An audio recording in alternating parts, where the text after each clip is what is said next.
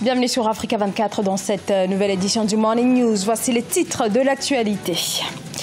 En pleine polémique sur l'intervention française au Tchad, meeting chez les partisans du président Idriss Déby Itno, réunion publique après le raid manqué des rebelles de l'Union des forces de la résistance.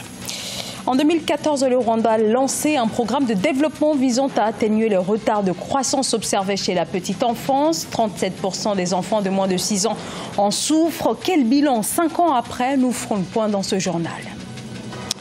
Au sommaire toujours, le Mali et son premier sacre en Coupe d'Afrique des Nations chez les moins de 20 ans. Une victoire inédite, 30 ans après sa première finale manquée en 1989. Alors que la question de l'intervention armée soutenue par la France début février dans l'est du Tchad contre des rebelles de l'Union des forces de la résistance continue de faire débat dans les rangs de l'opposition. Côté gouvernement, on continue de se féliciter de cette opération qui aurait permis, affirment les autorités tchadiennes, de déjouer une tentative de coup d'État visant le président Idriss Déby Itno. Et ces derniers jours, des meetings de soutien au chef de l'État ont été organisés après la nouvelle reddition des rebelles de l'UFR. Reportage entre correspondants sur place, Mahamat Ramadan.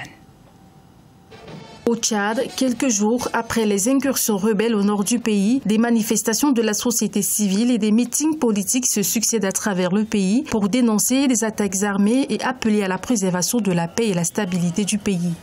Ceux qui viennent verser votre sang, le sang des Tchadiens, détruire le pays, nous ramener en arrière, tuer la démocratie, cela ne mérite pas, je dis bien ne mérite pas, un égard quelconque à leur endroit. Soyez rassurés que tout sera mis en œuvre pour que cela réponde devant leurs actes. Certains manifestants accusent les rebelles d'être des mercenaires à la solde de l'étranger pour déstabiliser les institutions démocratiques du pays. Ils appellent par ailleurs ces derniers à regagner la légalité et défendre leurs idéaux par des moyens politiques et démocratiques. Le Tchad a connu quand même 40 ans de déstabilisation et de la guerre civile. Il est temps que le Tchad soit uni. Il est temps que les Tchadiens se pardonnent. Et si aujourd'hui, des terroristes qui s'organisent et ils sont financés par l'extérieur pour venir déstabiliser le Tchad, les Tchadiens doivent se lever comme un seul homme et dire non. Et c'est le cas que nous venons de vivre. Par ailleurs, les manifestants ont mis en garde les partis politiques qui profitent ces derniers jours de ces incidents pour faire de la récupération politique et dénoncer les réactions populaires face aux attaques terroristes. Le dialogue entre pouvoir et opposition peut être sur le point de reprendre au Mali depuis le récent entretien téléphonique entre le chef de l'État Ibrahim Boubacar Keïta et le chef de file de l'opposition Soumaïla Cissé. Les deux hommes se sont parlé, un fait inédit depuis la proclamation en août 2018 des résultats de l'élection présidentielle contestée par l'opposition. Une discussion par téléphone pour le moment, mais qui pourrait bien donner lieu à une prochaine rencontre entre les deux personnalités. Reportage notre correspondant Mokhtar Bargui. Un bruit depuis la proclamation des résultats du scrutin présidentiel ayant vu la réélection du président Ibrahim Boubacar Keïta, la main tendue du grand frère à son cadet se précise. En effet, le président malien a appelé le chef de file de l'opposition Soumaïla Cissé, qui avait rejeté le verdict des urnes. Un geste de décrispation longtemps attendu par les Maliens. Donc je pense que c'est vraiment un début de décrispation longtemps attendu. Et que une démarche que le président de la République a mis du temps à entreprendre. Et tout cela, c'est en fonction de ce que ça va donner comme résultat et de ce que ça va arracher aux différents protagonistes de la crise post-électorale comme concession.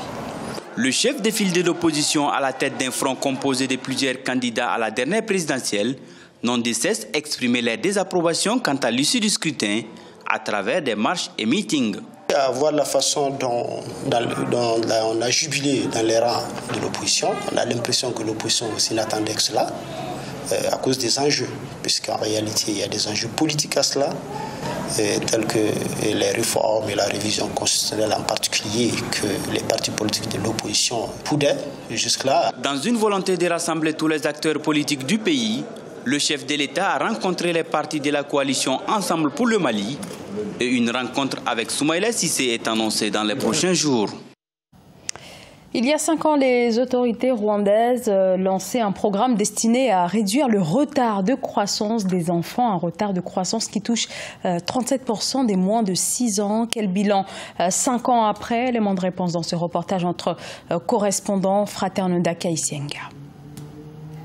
Le premier centre de développement de la petite enfance au Rwanda a été inauguré en 2014 avec pour objectif principal de fournir un accès facile aux services de santé et de l'éducation aux enfants d'au moins de 6 ans. Avec le temps, il s'est avéré nécessaire d'impliquer également les familles dans la lutte contre la malnutrition, l'une des causes principales de retard de croissance chez les enfants. 3 fois par semaine, on prépare de la bouillie pour les enfants et 1 fois le mois, nous organisons une session de démonstration de la préparation d'un repas équilibré devant tous les parents. 1 fois par mois également, nous faisons un tour de vérification des améliorations sanitaires des enfants ayant un retard de croissance. Les centres de développement de la petite enfance sont actuellement répandus dans tout le pays. Lors du programme de visite de députés dans tous les secteurs administratifs du Rwanda qui a pris fin ce 15 février, les parlementaires se sont assurés de vérifier si ces centres étaient bien entretenus. Ça fait longtemps que le Rwanda a lancé la campagne de lutte contre le retard de croissance des enfants. Des efforts supplémentaires ont été faits depuis l'année dernière pour améliorer considérablement la santé de nos enfants et nous sommes contents que ça porte des fruits. Selon les statistiques, 37% des enfants au Rwanda souffrent du retard de croissance. En collaboration avec différents partenaires au développement, le Rwanda a instauré le programme de développement de la petite enfance pour faire face à ce problème. Et chaque année, plus de 30 millions d'enfants de moins de 5 ans continuent d'être affectés par des maladies à prévention vaccinale et 1 million en meurent chaque année. La plupart des pays d'Afrique subsaharienne accusent en effet un retard dans l'atteinte cible du plan d'action mondial pour les vaccins qui vise une couverture nationale de 90% d'ici à 2020. Néanmoins, certains pays commencent à se rapprocher de cet objectif. Illustration au Cameroun dans ce reportage de Viviane Bauken. En 2018, près de 95% des enfants dans la région du Nord Cameroun ont été mis à l'abri des hépatites, de la tuberculose, de la coqueluche, du tétanos, entre autres. Le développement de nouvelles stratégies de sensibilisation des populations, la mobilisation des relais communautaires par le programme élargi de vaccination et ses partenaires internationaux sont entre autres raisons qui ont contribué à réaliser ces performances. Mais quand on donne des chiffres en couverture vaccinale en pourcentage, on ne se rend pas compte de la progression qui a été effectivement faite. Mais quand on prend ces chiffres-là en valeur absolue, l'année dernière, en 2018, on a vacciné plus de 98 000 enfants dans la région en vaccin pentavalent 3, alors qu'en 2017, on a vacciné 94 000. Et pour la petite histoire, il n'y a que la région du Nord qui, depuis 5 ans, vaccine plus que d'habitude par rapport à l'année précédente des enfants en vaccin pentavalent 3. Malgré ces performances appréciables, certaines localités de la région ont enregistré des résistances. C'est le cas ici à Guidère, où les populations urbaines sont réfractaires au vaccin, ce qui a donc entraîné la résurgence des cas de rougeole chez les enfants. En ville, c'est le contraire.